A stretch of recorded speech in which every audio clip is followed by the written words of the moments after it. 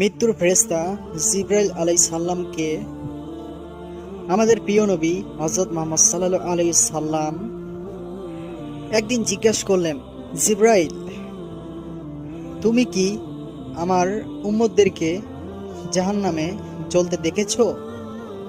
জিবরাইল আলাইহিস সালাম তখন চুপ হয়ে গেলেন, একেবারে নিথর হয়ে গেলেন।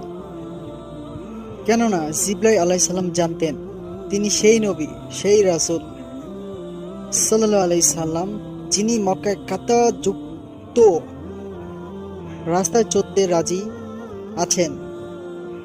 ইসলাম ধর্মের প্রচারণার জন্য মক্কার অলিতে গলিতে পাথর ঢিলও খেয়েছেন।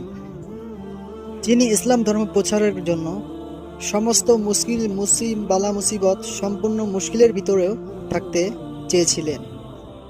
এই আখিরি নবী যদি জাহান্নামে ওনার উম্মতদেরকে জ্বলতে দেখেছে জানে, তাহলে তিনি সেটা কিছুতেই মেনে নিতে পারবেন না। আল্লাহু আকবার।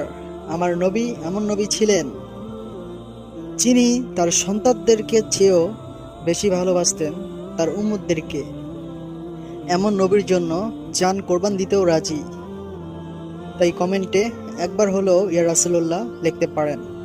আশা করি ইসলামিক ভিডিও ভালোবেসে থাকলে আমাদের ইসলামিক চ্যানেলটি সাবস্ক্রাইব করে সঙ্গেই থাকবেন। ভিডিওটি শেয়ার করতে ভুলবেন না, আর লাইক অবশ্যই করবেন। আল্লাহ হাফেজ।